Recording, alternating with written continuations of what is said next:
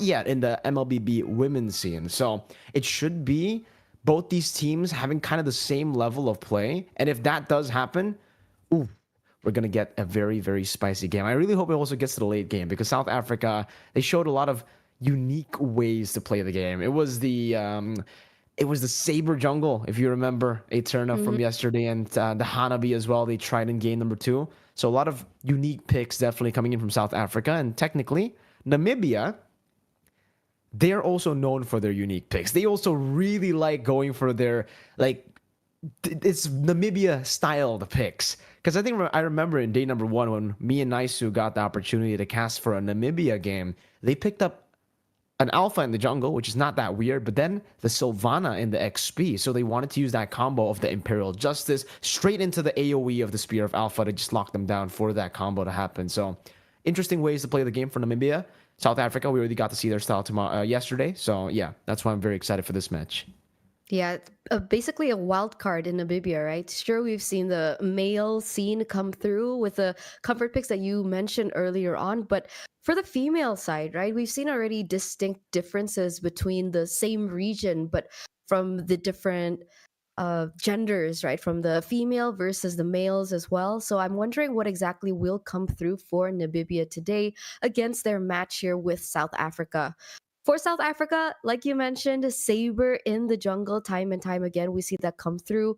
There was also a lot of emphasis on Novaria. So I'm wondering whether or not these kinds of picks will come through again, or they're actually cooking up a different play style for us today because like we saw yesterday, it didn't really work out for them in the end, despite the Saber, by the way, putting a big fight in the jungle. But we're going to take a look at the official team lineup now for Namibia with the main five. We have Hecate, XO, Ayaka, Asuna, Dark Empress, as well as Blondie 203. I'm wondering who will be playing what. I mean, yesterday we saw these roles actually being able to be flexed, whether or not we're going to see a similar shade of that as well today from Namibia. I really hope we get to see that because, yeah, we have seen so many teams, so many different lineups in the Africa regional qualifiers where they just like to roll swap. And for South Africa, it'll be the same Aradia 90, Love Witch, or, how did you say it yesterday? It's sort of Love. I said Love Witch. How did I say it? Love we ticha or something? Love Whites or something. Oh Yeah, but then yeah, we have love white, Raisha, love white. Fatima, Love White, yeah, and then we got Young One too. And we already have data on South Africa on what they like to go for, but unfortunately, Mhm. not yet for Namibia. We'll get to see that in this game.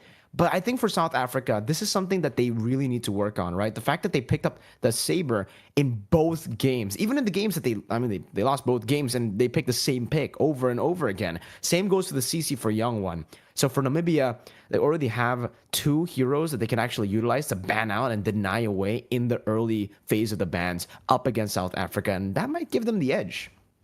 Definitely. Saber, one of the main picks, right? We saw CC time and time again in both of their Mm-hmm. games yesterday in that best of three, as well as the Novaria. So already a little bit of room for, of course, Namibia to kind of rule out in the drafting phase whether or not they want to go for respect, push these players on heroes that they're not comfortable with. But we are going to go ahead straight into the drafts for game number one, ladies and gentlemen. This best of three between Namibia as well as South Africa. And we see that actually Namibia is Ooh. going to be on blue side with a very early Ixia being banned out here. Yeah, the Ixchel was also a pick that we saw yesterday, by the way, from Team South Africa. Wait a minute. I don't know if I'm just seeing things here, Eterna, but it looks like South Africa are playing with four members. Doesn't seem like that final slot is filled in the bottom side of the bottom right portion of the screen. It's only Raisha, Aradia, Fatima, Huh. and Lovewitch. So it seems they're missing one member, but I'm not too sure if that's, a visual bug. We'll get to see that later. But what I'm glad to see is that change on the Yuzon because that marks the official patch release coming in already just earlier today. Yuzong getting a little bit of a visual change.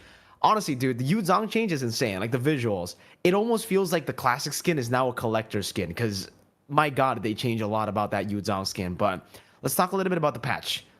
already some crazy differences, man. Some new items being added in. Actually, not some. A lot of new items being added in. A lot of old Yeah. items getting revamped as well. Not a lot of changes for the heroes. Like we get to see, the changes in the heroes here and there, but mostly it's got to be with the items. Those items are going to change a lot as to how we see these games played.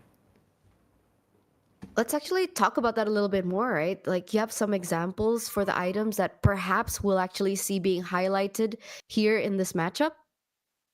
I think the wishing lantern has definitely got to be one of the picks, one of the items that actually like change a lot in the game, right? It's a new item, 70 magic power, 10% cooldown reduction. It has a very unique passive.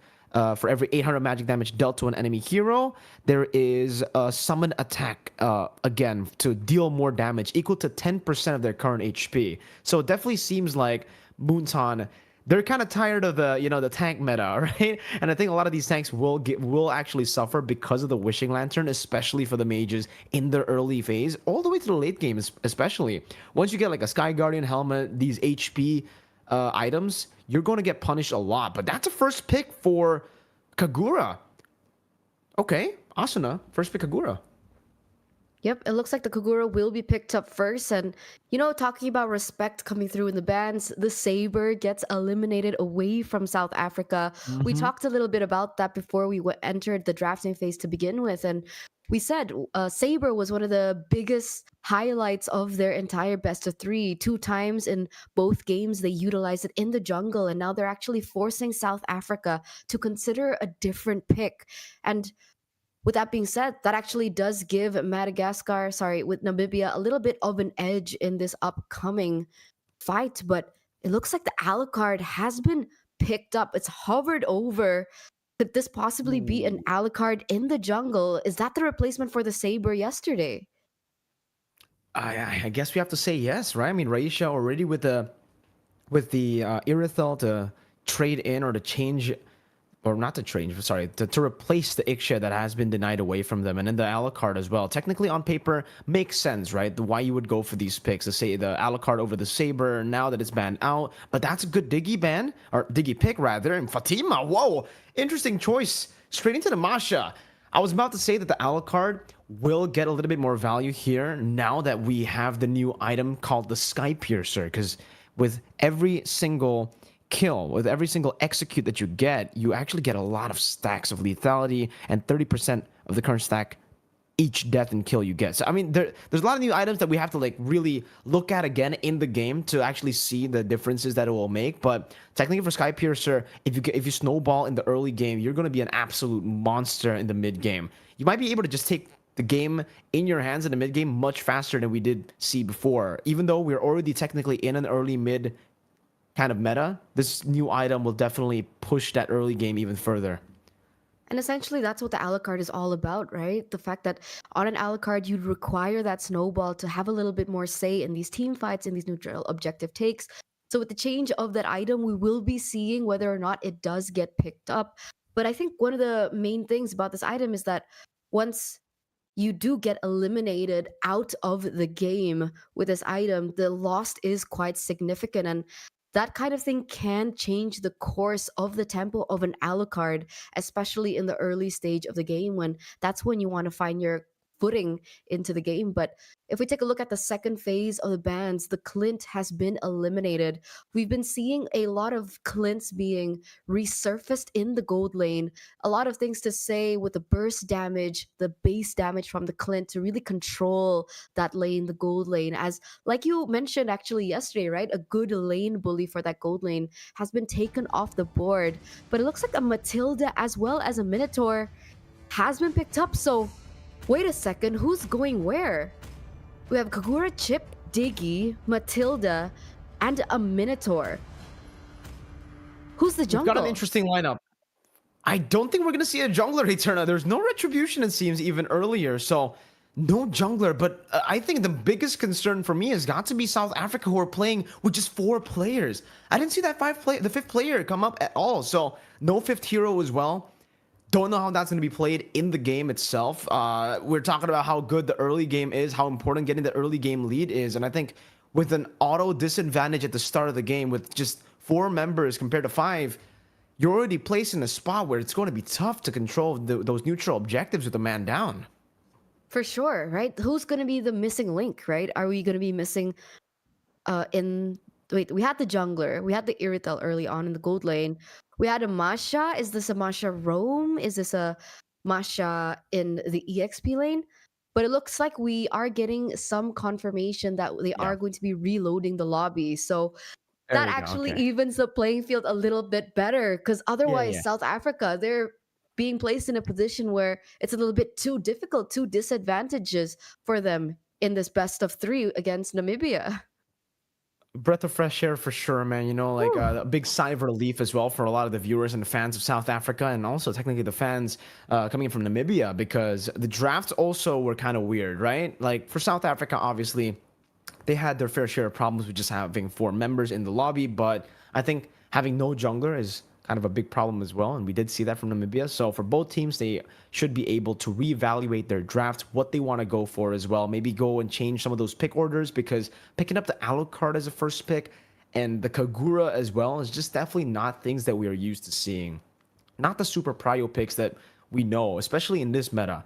Well, to be fair, technically nobody knows what's super prio in this meta. Not just yet, right? We're gonna have to figure that out together as we get through these games of the, because obviously of the crazy patch it just dropped. And this is probably the biggest patch of the year so far, right? We have not seen a patch this big this year. Not just yet. It's interesting stuff, man. I don't know how it'll actually play into the meta. I don't know if it's gonna kill tank junglers completely. I don't know if assassin junglers will be the meta again. But I think from what I've been like, from the information that I've gathered, at least some of the conversations that I've had with some of the other casters, is I think tanks will not be as prevalent, and fighters will actually be dominating in the jungle over those tanks and even over assassins. So Alpha, Martis, we're gonna see a lot of them. What do you think about the Xborg in the jungle? Because I've started to see the It's a Xborg in the fighter. jungle a lot more often in that respective role. I mean, technically, like you mentioned, right, fighter is going to be a little bit more prevalent in the jungle. So, do you think we'll be seeing a lot more Xborgs coming through? And as for the mid laners, right, with the changes in the items that you mentioned during the drafting phase, I hope, here's hoping, as one of uh, the biggest fans of a Xavier, will actually get to see Yeah. Xavier a little bit more as well. Yeah, we were already talking about the Xavier, I think, in a lot of the group chats of the casters, just trading thoughts here and there. And yeah, the Xavier, it has looked really good. Again, I've played like a few ranked games, but I don't really have the full grasp on the meta just yet. I haven't seen any Xaviers pop Hmm. up, not just yet actually, but I'll definitely try to test that out as well. The further you are, you can actually go and deal more damage. But all right, we're gonna get straight into the drafts again. It seems for game number one, this is the redraft after a few of those mistakes, and it does seem like, yeah, this time Young One will be in the lobby. Same bans though, so same idea with the Ixia and the Yuzong. It's gonna be the Saber. And what was that last ban that they went for? It was also another respect. CC. Okay.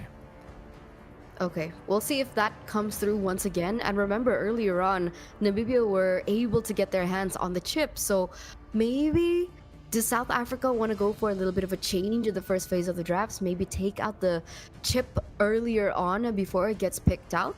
The night sky tells all. Your team is I don't know about the chip. We have seen zero prio on the chip in the last few days, and every single team that actually goes for the chip, it almost seems like they don't know how to utilize it properly, right? Or maybe the rest of the team doesn't know how to maximize the potential of the chip roaming and rotating across the map. So it's one thing getting the chip, a very, very meta pick, but it's a whole other thing trying to make it work when you're not comfortable on it, right? And so far, we have seen, especially for the MLBB women's side of the African regional qualifiers, that comfort pick triumphs over these meta picks. But still, we will see that chip still banned out. I think there's a bit too much respect there given over. You still got to respect that chip. Lo Yi, however, is up for grabs. They went for the Kagura earlier. This time we see the Fredrin. So there you go. If Nice2 was here, he would breathe a breath of fresh air. He loves that fresh air, and it looks like they're going to be liking this fresh air as well, with Namibia picking it up earlier on. So Wow. the lack of the jungler earlier was just an error, right? They do come through with the first phase of the picks here with actually quite high priority picks, right? Fredrin, we see the Yeah. Angela being hovered over. But from the side of South Africa, they are sticking to their comfort. We saw the Hanabi Mm-hmm. prioritized in the early stage of the drafts yesterday in their best of three, and it looks like they're gonna pick up the Hanabi once again, but with a little bit of an edge here to kind of balance out the early game. They pick up a Roger in the jungle. Oh, Fatima as well. Gonna go for the Tigreal. We saw the Belleric come out yesterday. We didn't see the Tigreal. I'm glad to see the Tigreal, a setter hero. And technically, when we go through, if you guys, people watching back at home, remember yesterday, we were actually talking about how Fatima, if she wants to try to make a composition with a lot of AoE work, she needs to act as the setter. She shouldn't be on a hero that is reactive, kind of like the Belleric. Especially when she goes flicker on the Belleric, right? So she was trying to be proactive on a reactive pick. They should have gone for something like a Tigreal, something like a Tigreal, or something like a Terizla in the XP to go and help for the setup so that the AoE damage can actually be utilized in these team fights. Just as I say that, the Terizla does get banned out, but they already have that covered with the Tigreal, right? They're gonna have a way this time around to actually maximize the potential of that Lycan Pounce being an execute and of the damage output that Raisha can produce with the Hanabi, with the AoE. So far, pretty good synergy, but we do see that favorite Eterna hero banned out. No Lilia this game. No Lilia this time. And so they're going to have to think about a different solution as to how they're going to be able to capture the early stage of the game, because going in a lane against the Vexana is definitely not as easy, right? The Vexana has such good wave clear. The Vexana has really good utility in her kit as well, with the knockups, with the disengages, and even the engages, depending on how you utilize this Vexana. So with the Lilia being taken off the board, what's kind of the idea for South Africa? Yesterday, we saw the Novaria being picked up. That's definitely still an option for South Africa to go for if that's the way to go, if that's what they're comfortable with. But it looks like an Alpha has been banned out. Are they thinking that this Alpha can be flexed into a different role? I mean, seeing the Roger has already been locked in into the jungle. It has to be it. That has to be it, right? But you can already see the long-lasting trauma of going up against a Layla that snowballed yesterday. They do not want to go up against a Layla, not anymore, after yesterday's loss up against Madagascar. And it looks like, whoa, Tyroth is going to be the final pick here to end out and end up this draft for South Africa. I like the synergy, you know, you have the physical defense shred into the damage that's going to come through from the Hanabi and the Roger, so mainly physical, but man, you have two marksmen and you're up against a Thamus with the Vengeance plus the Hard Guard too. So many ways to soak in the damage and actually play a more clean front to back for the side of Namibia over South Africa. We'll have to see. Those different angles have come in very, very handy for the African teams in the regional qualifiers that we have right now. So I'm definitely going to be looking into these individual lanes before these team fights. Are they going to be able to get the lead? Because yesterday, whoever got the lead in the early game in their respective lanes, they just ended up dominating. They just ended up taking these fights without even really going for any big setups.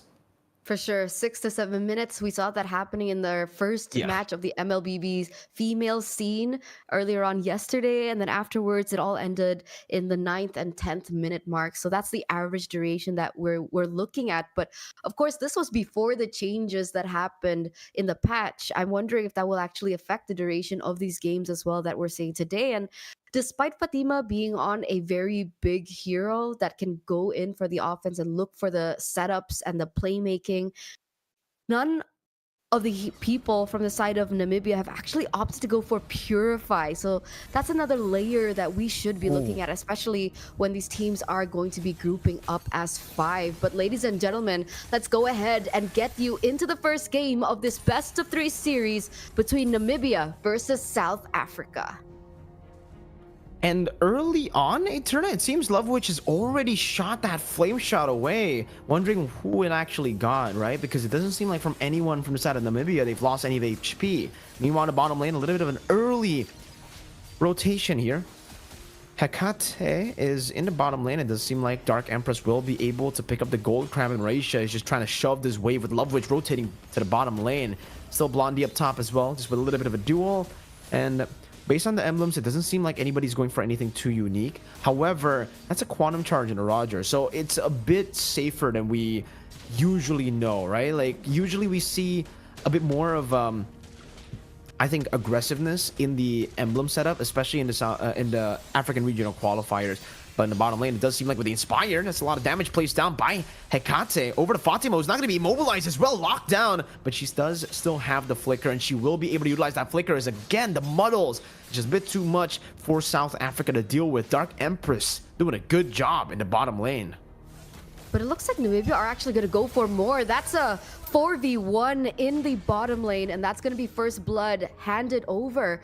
But it looks like there's going to be a trade back with Ayaka already eliminated out of the Land of Dawn as well. So that's a 1-for-1 in the early stage of the game. But remember, Ayaka is holding on to the Retribution, and therefore she will be the main source of utility when it comes down to this neutral objective take. Let's hope she's going to be able to come back as fast as possible to get in time when both of these teams look for the neutral objective take onto the turtle. But it looks like 1v1, Youngwon gets caught really low right before this turtle. Wow, I mean, with the Abyssum Strike, she definitely wanted to try to go for some damage there, but she ended up eating 3 big turret shots. And take a look at Ayaka, who's already rotating back again. Despite the death, she's able to rotate fast, and now Eternal Guard is going to be used up, and that's going to be Retribution secured over by Namibia. A big Appraiser's Wrath as Aradia is forced to just consume all of that damage straight up. Namibia with a big win here in the 2nd minute of the game. A big turtle, too. That's a 2-for-0 trade, right? And an objective. So you can even say that it was a 3-for-0 trade in favor of Namibia early on. And that's a really good way to start the game, right? And that's the beauty of the Fredrin still up until this point. A lot of utility around his kit. There's early game damage as well. But the main point of a Fredrin is the fact that they are going to be able to take these neutral objectives a lot easier as compared to the Roger in the jungle. Meanwhile, that kill over does propel the Melissa a little bit better, a little bit faster as well. 1-0-0 KDA in the first 3 minutes of the game. One of the greatest things about having a Hanabi is the range, right? But against a Melissa with the models, the Hanabi is actually severely lacking in that range, and it's going to be very difficult for her to clear, especially with the babysitting that has been given over to this Melissa by Hecate on Angela. The timing is just not on point for South Africa, right? Because they wanted to go and utilize the Tigreal early to try to punish the no Purify Melissa. But you really don't have any ways to set up to actually go for the initiation on the Tigreal before level 4. Now that she is level 4, it's very difficult for her to find anything. And now it's going to be a skirmish down below once again. An attempted gank, and Aradia will be caught. Good kill over the Dark Empress, who used the Inspire earlier. And now with Aradia taken down, Namibia wants to try to force the issue on the bottom lane, wants to try to push into that turret. But so far, with a good rotation over to Fatima, they're still able to evade from this. Fatima going to be poked down so much, tied up as well, able to flicker, but not into the right zone. And it's going to be the Cursed Blast that connects in the back, and Dark Empress still able to get that kill. Now on a killing spree. That's a snowballing Melissa. That's not great at all, right? 3-0-0 KDA at the moment, and it looks like Namibia will be leading with almost a 4k gold lead in the first 4 minutes of the game. And to make it all worse, if South Africa were banking on the fact that they would rely on that snowball, especially with the Roger in the jungle, she's actually behind up until this point. Does it look like South Africa want to go for the contest here? We do see that the Dairoth is scouting, looking in for information, but that Retribution has been used, and that's going to be the next turtle given over for free for Namibia's taking. A much slower game here compared to yesterday's matches, Eterna, but Namibia still so dominant in the early game, only dying once, and that was only a kill over to the Roamer. So still a very good trade to give that kill only to Fatima. And so far for South Africa, they haven't been able to utilize or even to punish the bottom lane. Good go away placed down by Dark Empress to nullify the threat of an implosion catching her. She knows that she doesn't have the Purify. She knows that she needs to use the go away in a preventive measure. But in the mid lane, South Africa completely let that go. Asuna was able to take it down all alone as a mid laner, a mage just sieging down the turrets. She's being super aggressive now, and it looks like she's going to be able to dish out that damage as well. Good Eternal Guard, and now an Appraiser's Wrath. Young One will not be able to take that damage. Meanwhile, in the bottom lane, Dark Empress with a dash forward, but will not be able to actually fully get the damage down. Still, though, that's a great outplay. She actually is able to maneuver into the turret. Great spacing for Dark Empress to outplay South Africa. That was a 2 versus 1 situation down in the gold lane. And the fact is, South Africa, despite the lead coming in from Namibia, they have been looking for picks around the board. They have been trying to stay active as they possibly can. And they were looking for a mirror play down bot against the Melissa. But the fact that the Melissa was able to outplay that entire situation actually left South Africa wondering how to make it equal for them. And that's going to be a turret given over to Namibia as well in the bottom side of the map as they continue to push down onto the tempo. And look at that damage already coming through from the model placements as well. When there are minions, you run away from a snowballing Melissa, man, because there has been a change onto the Melissa, right? You can't just randomly basic attack to get the damage down onto the muddles. But when there's an entity, anything, a turret, a neutral objective, some creeps in the jungle, especially minion waves, run away from the muddles, get yourself out of that range, because my goodness, the damage is still quite ridiculous, and especially with the Inspire.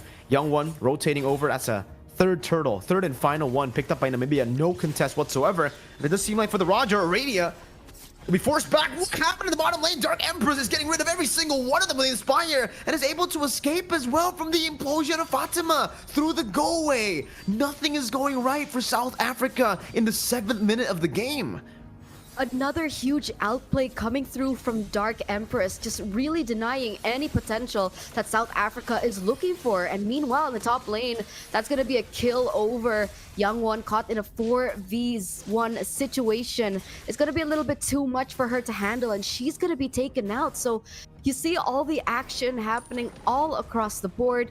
It looked like Young One was looking for a similar play that perhaps Dark Empress was able to kind of execute in the bottom side of the map, but she just couldn't. And again, Namibia picking up every advantage that is possible to find on every single side. This is almost a big Goldie, but what's going on in the top lane? Fatima's able to flicker out, but now the chase continues from Namibia. Great muddle placement, and it catches Aradia. That's an unstoppable picked up by Dark Empress, and they're going to go for more here. Into the base turret they go. Love Witch still able to pop into Astral Recall to escape, but the chase continues. And it seems like, you know, for Ayaka, she definitely took a little bit too much damage. Turret splash from the base turret up top, still going to be able to clear out those waves, so preventing an end in the 8th minute of the game. But in the bottom lane, you do see a little bit of a trade here from Raisha. I would say really good maneuvers. You know that up top, and I think anywhere you try to match Namibia at this point, but with you guys down 10,000 gold, it'll be very tough. But there you go, an appearance of the new item, Eterna, the Sky Piercer for the Melissa. So we were talking about how the early game is going to be really, really scary, especially when you have that item in your inventory. She's completed 3 of her core items, and she's added in the Sky Piercer. So I guess we'll get to see how much damage she actually can do with that Sky Piercer on a snowballing Melissa, because in the bottom lane, it seems Aradia wants to go for an initiation. Not the best of choices here. That's a good go away to disengage, and it does seem like for Aradia, she'll just be able to escape. Oh, what the heck? What happened to Love Witch? Deleted from the game almost instantaneously. And there's no response from South Africa. They couldn't even get their rotations down onto the lore that was taken for free. Definitely, it's South Africa just really being on the back foot here after this 10-minute game already being utilized. And like you mentioned, is that a fleeting time, Miracle? Is that the 3rd item that the Fredrin is holding? Yep, that's the fleeting time. You know, the changes of the fleeting time means that now you will have adaptive damage. So it can actually just follow whatever damage you're building, and you can go physical. But in the bottom lane, it seems the Sky Piercer is very, very valuable for now. All these tanks, not even just the tanks, everybody technically in the game has just been melted down. And man, Fatima, that's the main front line. If you can take her down that fast, it'll be tough. But yeah, going back to the fleeting time, it does seem like Ayaka wants to utilize as many of the Appraiser's Wrath as she can get down here in this game. Another muddle placed down into the bottom side of the map there in the mid lane, and that's a good taunt to lock Young One down. The Sky Piercer doing work, and now the Malefic Gun too. Up top, another muddle placement now onto Love Witch, and that's gonna be the implosion onto nothing, only onto the Lord. So far, good defense, but look at the muddles again, able to take Raisha down, and that's another. That was a dash forward, almost getting Love Witch, but fortunately for Love Witch, the muddles expires before she can even get that last basic attack, and it does seem like right now Fatima won't be able to do anything. Even with the shove, it gets cancelled out by Eternal Guard, and Love Witch is the only member of South Africa who can look to defend, but there's still a big cannon minion. There's still a big wave in the mid lane with Young One respawning. They're just gonna go for the turret on the base. A few more shots to end this game, and certainly in the 11th minute and the 40th second, they get the job done. Namibia was on fire in that first game of this best of 3 series against South Africa. And from the very beginning, right, we were just really highlighting the Melissa Dark Empress. At the end, was she sitting at a 13-0-0, maybe even a little bit more towards the end after they went in for the siege into South Africa's base. But you can even say that this must have been a power pick, right?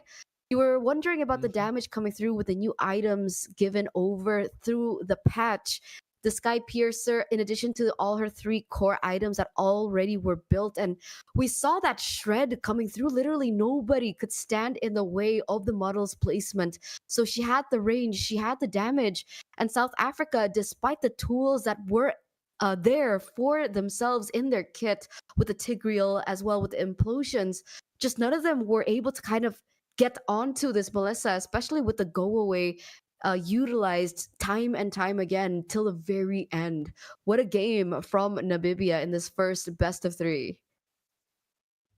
Splendid work, right? I mean, phenomenal stuff from the side of Namibia, but from South Africa, you gotta start thinking, you know, when the Sabres, when the CCs get banned, even the Ixia, it does seem like they're just not too comfortable on these picks, Eterna, right? All throughout the game, even the Roger, it does feel like he was playing it more like a Saber, walking up, trying to look for those assassinations, and it's just a completely different hero. And I think for now, Namibia, they've been able to utilize the data that we were talking about just of yesterday's games that were streamed to completely bully them into drafts.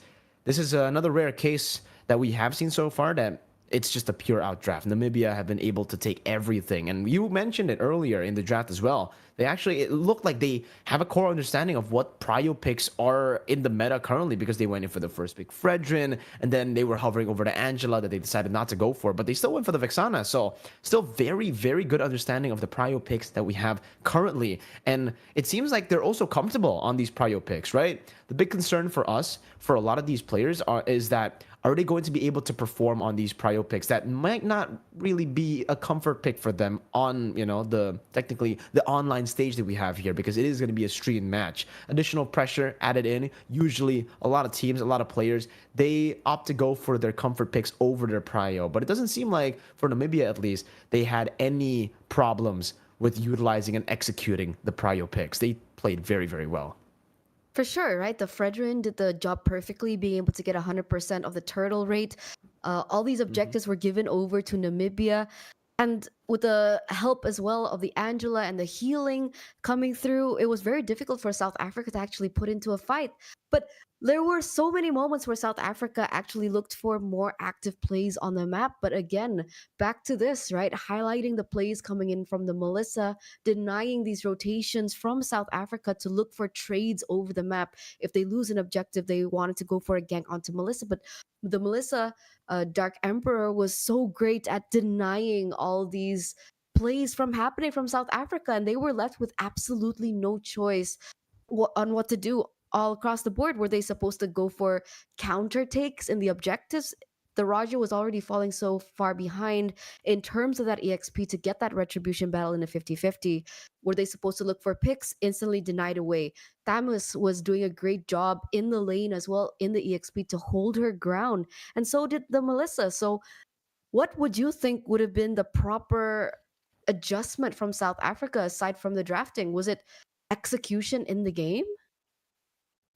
For sure. I think the execution could make they could make a lot of things happen through the execution, right? I think the execution was definitely a big problem for them, because the way that they were tackling the game was a bit confusing as well. It just doesn't feel like they were comfortable on these picks. Again, I already mentioned it earlier, but Fatima, we were talking about how yesterday she tried to utilize the Belleric as a setter, using a flicker and trying to be proactive on a reactive pick, and it ultimately did not work out. Something like a Tigreal should work better in theory, but I think the timing was just off, right? You would want to go into the bottom lane and start to bully the Melissa once you have the implosion. But we saw that from Fatima way too early in the game. Pre-level 4, she was already down there. And usually up against a Melissa with a Hanabi, and up against a Melissa with a Hanabi in your side, by your side, it'll still be good. But the fact is, in that game, they had an Angela too. So it was a constant 2v2. And without an implosion, without a real way to engage and catch these members from the opposing team,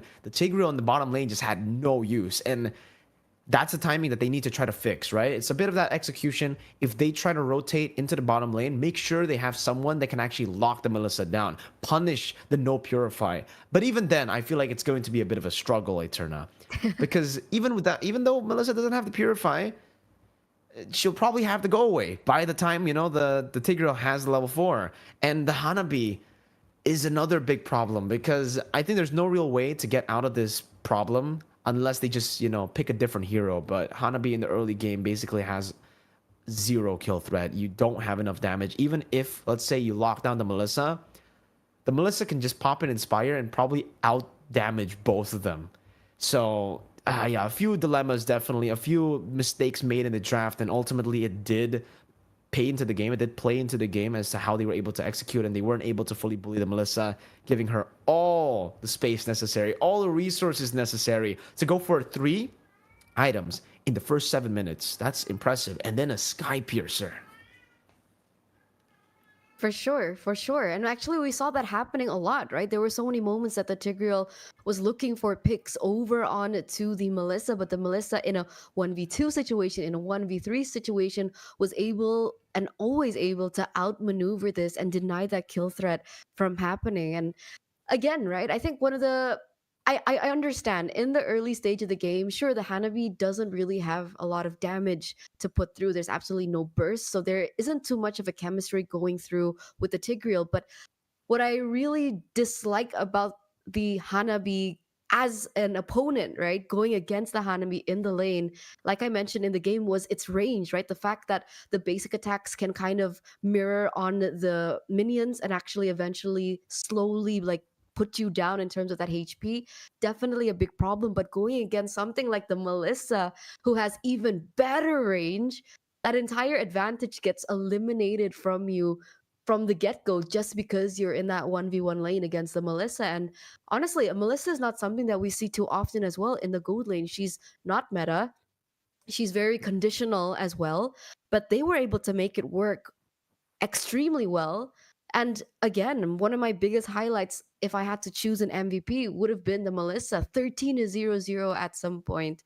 I'm wondering whether or not she's going to stick with this Melissa pick, or we're going to be seeing a different flavor to her. I'm wondering about the hero pool, because definitely coming to game number 2, South Africa knows that this Melissa is a big threat. Will they deny it away as a respect ban in even the first phase, right? Because we've been seeing a lot of first phase respect bans coming through in the African online qualifiers, and it's warranted how comfortable these players are on these particular heroes. It does seem like we will be getting more of that Melissa. We will be seeing way more of that Melissa, especially if Raisha and South Africa continue to pick up the Hanabi in the first pick. And that was a big issue that we were talking about yesterday as well, right? If you want to go for the Hanabi, if you want to go for the Layla, if you want to go for these cheese picks, it's completely fine. It can work. I can definitely see a world and a game where that actually can fit, right? It's a very situational pick, but it can work. The fact that they pick it up in the first phase makes it so easy for the opposing team, in this case it was Namibia, to just counter it. We saw it yesterday. We already saw the exact same thing. Right after the Hanabi was picked up against Madagascar, Madagascar went for the Clint. That's kind of roughly the same thing as a Melissa, but just with more burst over DPS, right? You have a little bit more of that explosive power, and Melissa does more damage per second in the long run. But it's the same idea. Now with the Melissa, you kind of outrange the Hanabi, you zone her away from the minions where she's most like she's strongest. That's the point of the game where she's the strongest, right? When she does get into the minion range, when she can use her bounces on the basic attack passives to use as a way of trading. But yeah, I think going for the Hanabi later on could be a good move. But I also can kind of feel them. I understand where they're coming from because with the Ixia and the Saber and the CC ban down in the first phase, if they didn't go for the Hanabi pick in the first phase, it would be very, very unlikely for them to get it in the second phase. It just seems like for Namibia, they've done their homework really, really well. They have all the data that they could possibly have for South Africa, and they're using that advantage all the way. Really impressive stuff in the bans. Even then, like the Lilia ban, right? So taking away another pick that was used yesterday.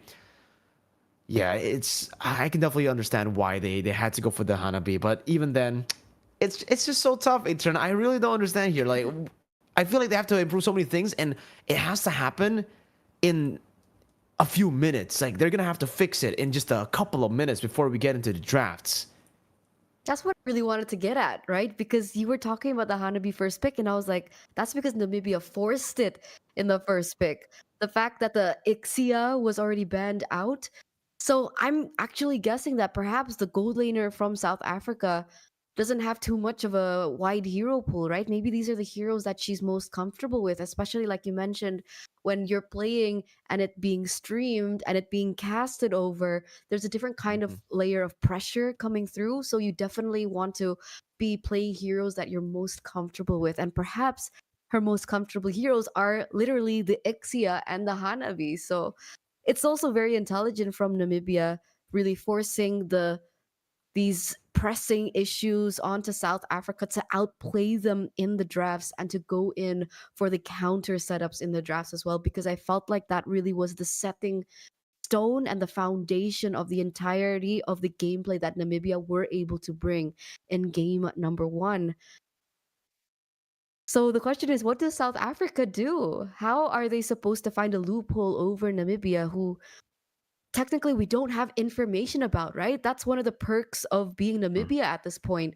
There's no issue, there's no data on what kind of heroes they like to play. Now we have a little bit of more information, but who's to say that if you ban one of these heroes, either the Fredrin, the Vexana, the Melissa Angela, or the Thamos, that they don't have anything else prepared in their kit to utilize against South Africa? When you tell me, when you ask me that question, Eterna, I just have to keep on thinking again as to like what they can actually do, right? Because it's so tough.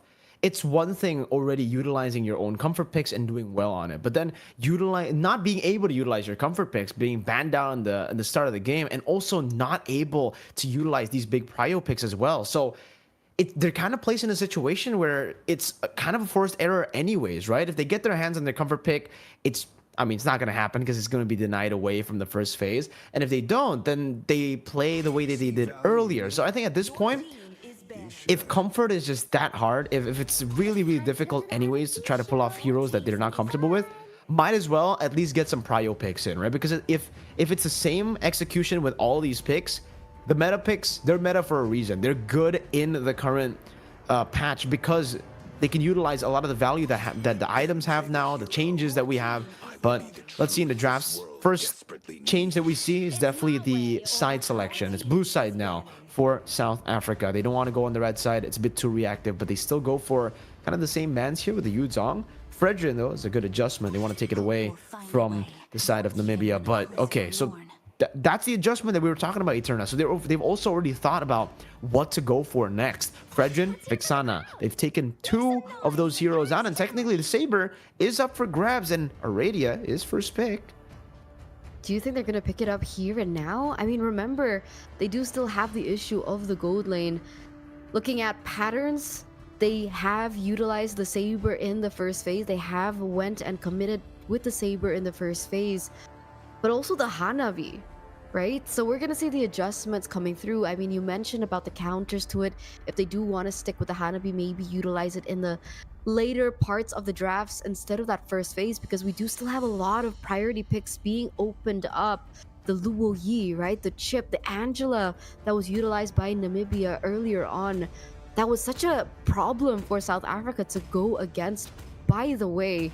But it looks like they are going to go straight for their comfort. They're going to fall back to what they know and are familiar with a Saber in the jungle once again for South Africa. And that's, wait a second, a Hanabi taken away. They're denying this pick away. And the Saber's enemy in the lore, at least, right? The Alpha pick as well. Hanabi and the Alpha up against the Saber. Then we get the Tigreal as well, so technically for Fatima wants to try to utilize the same thing, but this time it's going to be a bit harder. I think she would have a better time in the previous game up against the Melissa, because the Melissa usually doesn't go for Purify, but hey, Raisha taking a page out of Madagascar's book yesterday as to how to counter the Hanabi, which is get the Clint, get someone who can outrange the Hanabi, get someone who can actually use the explosive damage to zone Hanabi all the way in the early game, and to get rid of the CC immune that she has in her kit with her shield. Belleric ban though, that's an interesting one, because though we did see the Belleric from the side of South Africa, it was in the hands of Fatima, and it does seem like the Tigreal is not a flex pick. It almost is guaranteed that it'll be used as the roamer. So I guess they're anticipating Young One try to go and play the Belleric. They have a Nana pick too, by the way, and this Nana pick is actually going to be quite good up against the Saber and all the technically initiation power that they have in their composition. A very good engage tool. But it looks like here in the second phase as well, we have Angela being banned out, denied away from Namibia to utilize like they were able to do in game number 1. So they're eliminating that potential Angela as well as the Alpha setup. We don't really have a name for that combo just yet, but the Novaria also gets taken out, so it's a banning phase and a drafting phase full of complete respect. You mentioned the Belleric earlier on. We have the Ixia, the Lilia, the CC, and now the Novaria has been taken away. So the question is, what exactly is South Africa going to utilize in that mid lane, seeing as these heroes have been eliminated away from them? So far, she's only been able to pick up the Novaria. 4 picks, Eterna. 4 picks that we saw in the previous game for Namibia has been banned out. No Thamas, no Angela, no Vexana, no Fredrin. The only thing that we see that's the same, well, technically is not even on their side. They don't have the same pick at all. Like, even the Melissa was swapped out for the Hanabi. That's an Aurora hover. They're gonna lock it in. Love Witch trying to utilize the CC, and I actually like the composition coming in from South Africa this time. They're leaning into a bit more of the combo that they already have, and now it does seem like from the side of Namibia they want to try to utilize some more utility, whether it be heals, but what is it going to be? Okay, it's a Florin. I thought it was going to be a Diggy. When they hovered over the Diggy, I kind of like blanked out there, because that would have been the best pick. That would have been the best pick up against a CC heavy composition, up against the Saber as well. It's pretty good because you have a little bit of a shield as well that you can give towards your team when you pop the time journey. So added sustainability on top of the shielding that you already get from the Hanabi. Other than that, right, Tigreal, Aurora as well. Remember, Aurora's ultimate is very CC heavy, and the fact that if you have a Diggy in your composition, you can actually negate that entire kill pressure away. But it looks like the Florin is still going to be committed to, ladies and gentlemen, as both of these compositions have been set in stone for both of these teams. And like you mentioned, it feels a little bit more balanced this time, right? In the gold lane, we have the Clint versus the Hanabi. That should be a winning lane that South Africa can utilize. Seeing as how Namibia were able to control so much of that tempo because of the gold lane, because of the Melissa in the gold lane, the fact that now they're utilizing the Clint to hover over and to win it out in that gold lane does give a little bit more promise to them as we enter, ladies and gentlemen, to game number 2 in this best of 3 series between South Africa and Namibia. We're at match point, as South Africa look to push this to a best of 3 series if they look to qualify over to the next stage of this tournament. Impure Rage from Ayatka this time on the Alpha. So trying to go for a bit more sustainability and trying to keep the mana from being consumed a bit too much, right? But in the bottom lane, we do see Dark Empress again in a lane all alone, and this time it's up against Clint and Tigreal. So the Clint should be bullying early on, but so far it does seem like Dark Empress is able to clear and shove properly in the mid lane as well. Hecate is doing a bit of damage there. Good response from Love Witch, but Ayatka is already in the enemy jungle. is going for the invades and going for the purple buff. It just seems like, okay, she's able to just pick it up. Early invade, and doesn't seem like, at least for Aradia, she's able to get any buffs. Not yet. No, absolutely none. Completely just controlled over in this early stage of the game. Meanwhile, we are looking at different sorts of lanes happening and coming through, and we can already see in the gold lane that the Hanabi is being a little bit bullied despite being in this 2v2 with the Florin as well.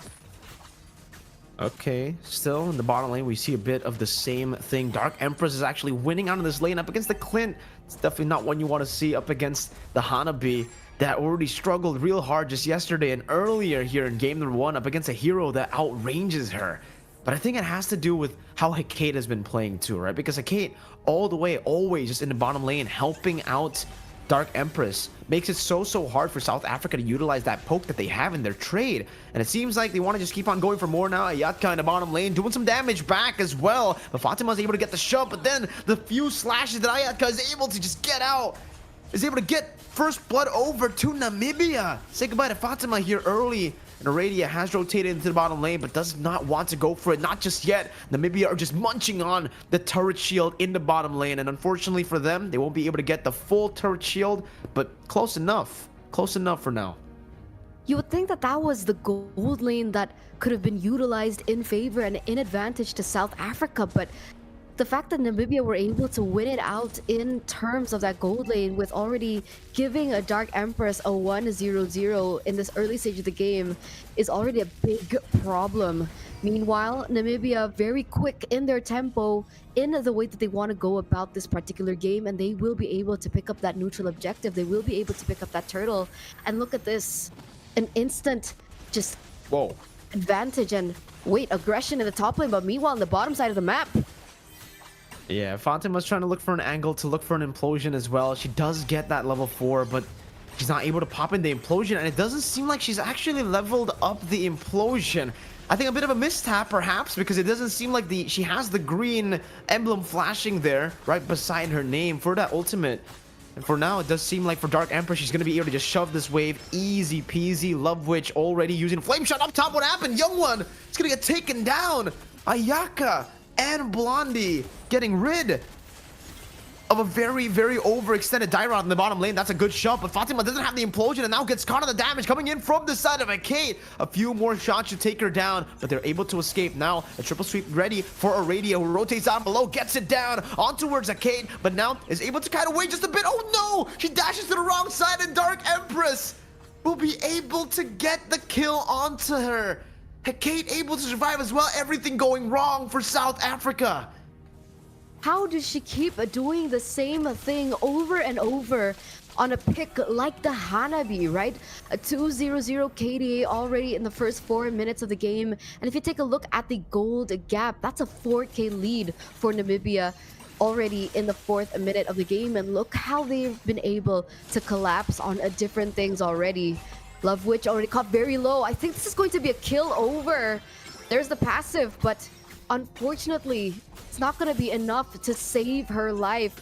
Namibia picking over the kill onto Love Witch and being able to pick up a turret in the mid side as they continue their collapse on the next neutral objective. That was a kill over. The Nana gets eliminated too. Just like yesterday, man, Aradia is that glimmer of hope that they have South Africa when it comes to at least getting kills in the early game. So far, whoa, Fatima taking a very weird maneuver here. That's a very weird path, and she does get shot down by the turret and also Dark Empress. She will fall. Meanwhile, Blondie making good use of the new item there. I think that's the new revamped War Axe that she just got. So trying to look for a lot of these, you know, prolonged team fights up top in the XP lane. And it looks like it's succeeding, right? And neutral objective take going to fall into the hands of Namibia once again. You can see that Aradia, despite being on her comfort hero, the Saber, hasn't been able to find as much success as compared to Ayaka on the Alpha. Picking up more neutral objectives once again in the mid side again. That's going to be some damage coming through.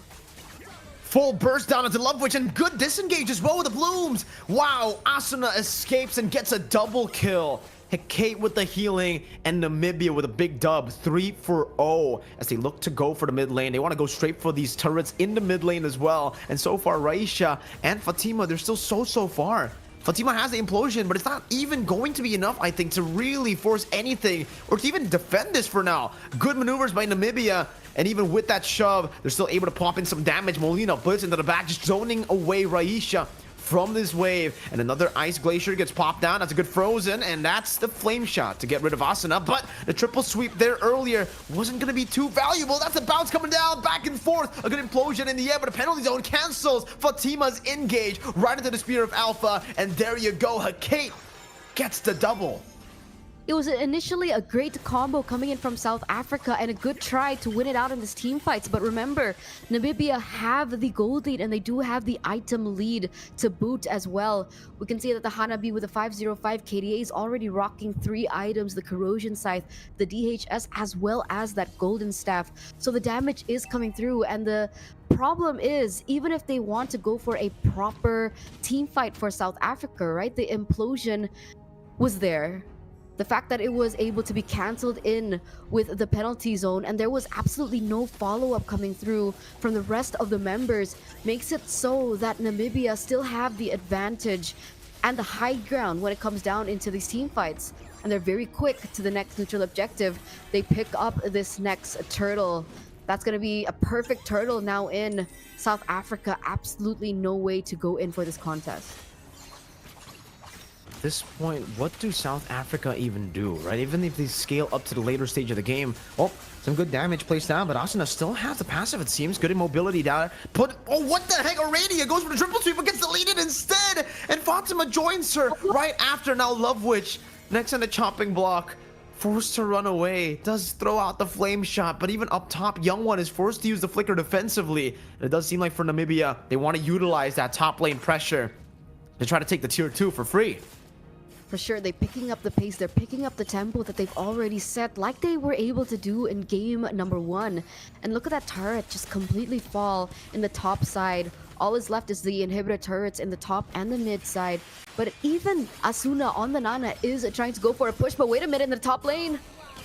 A good triple sweep, but it only catches Blondie right there with an implosion, not connecting to anybody. Dark Empress is still free to hit right now, and you can look at the AoE damage just bouncing back and forth. That's a double kill for Dark Empress, and they continue the chase right now with Hecate over there. Just a few more shots to take Fatima down, but she's able to dodge away. A good body block from Raisha to ensure her roamer's safety, but it seems for Namibia, they want to push in the issue right now in the bottom, or no, in the mid lane straight in. Spear of Alpha, Love Witch gonna be taken down under the turret. Legendary for Dark Empress as they go for the base turret, and there's no one to stop them this time. Even Molina blitz to lock Fatima down, who cannot escape. Up top, there's going to be another wave, but now a triple sweep connects, but now it's going to be another bloom that helps them get back to almost full HP. Ayatka doing some damage, and Young One tries to jump in, but gets demolished again. Now the bounce back and forth going on to Raisha, and she will not be able to survive. Hecate gets the elimination. One last ditch effort to save the game from Love Witch, but it will all be for naught. Namibia 2-0. A clean series for Namibia in our first match of the day, ladies and gentlemen. And again, patterns speak volumes. We haven't been able to see a third game in these best of 3 series, and it just really shows that some of these regions, right, they're already so prepared, they're so confident with the way that they play, that they're able to go for a very dominant one-sided match. Namibia GG against South Africa, but unfortunately that does put South Africa at a 0-2 already in terms of that match rate. Unfortunate stuff, man, but you know, that's the nature of competition, right? There's the thrill, there's the agony as well. There's someone who will come out as the victors, especially like here, a 2-0 dominant victory, despite the fact that we were talking about how this match in particular maybe could be a full best of 3.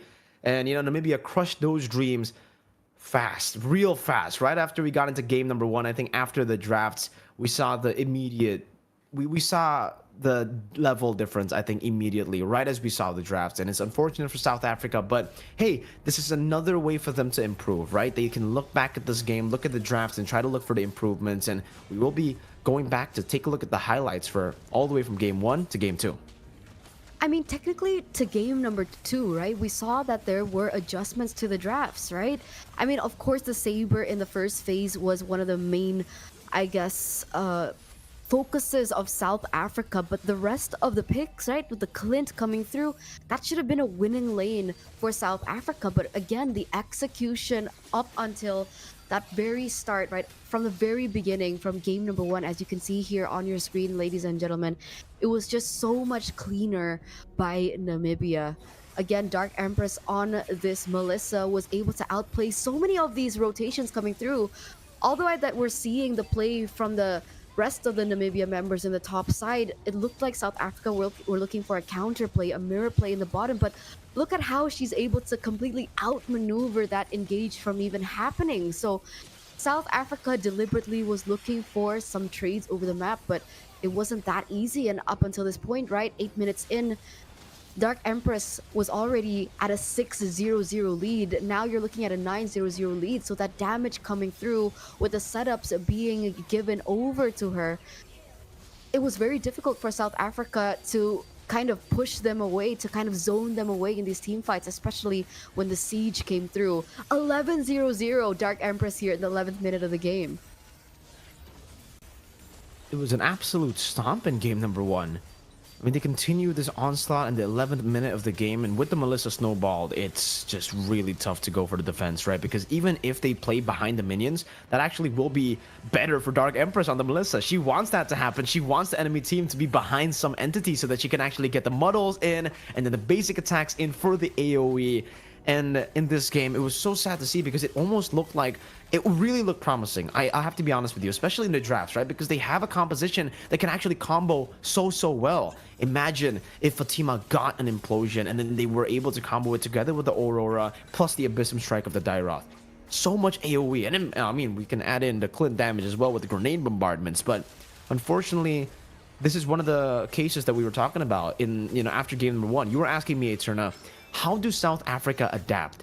And we were talking about maybe they could adapt to the games in the draft first before actually the execution. But it just seems like even when they do that, even when they adjust in the draft, the execution is just not on par. Not yet, at least, because they got the Clint. They got these winning matchups. These were the same matchups that gave them troubles just yesterday. The Clint versus the Hanabi. But this time it played out differently. The Hanabi was able to get the snowball. The Hanabi was able to win out in the lane. And ultimately, we all know how crazy the Hanabi will get in the later stage of the game, especially with 4 kills in the first 5 minutes. For sure, right? And we saw that really come to play as well in this moment, right? It looked like perhaps South Africa had a great control of the team fight with so many of the utilities that are actually in their kit, right? They have Love Witch on the Aurora with the stuns coming through. This was already really great.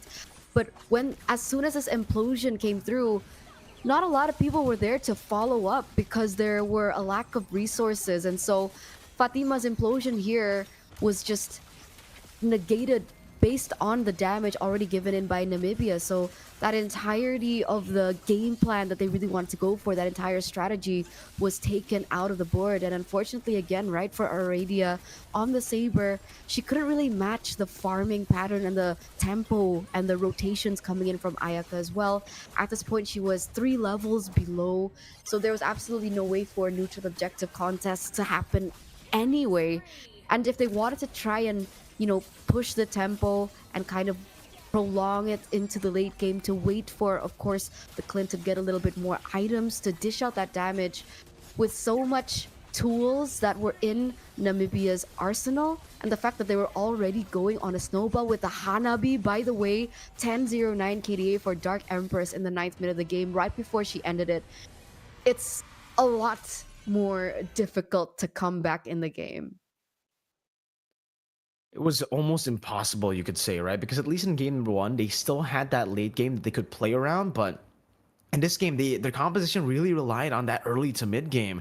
Even the Tigreal, I mean, even in the jungle, they had a Saber. Someone that definitely needs to get going at the start. And even if the start goes well and somehow Namibia were able to force it out into the late game, then it gets to a point where Saber does get quite relevant in the game. Maybe if she has enough Sky Piercer damage and enough Sky Piercer stacks, then maybe it would change some things. But yeah, if they failed in the early game, it was just really, really tough to make that composition work. And we definitely got to see that, right? It was an earlier end as well. It was a more dominant run, it feels, even though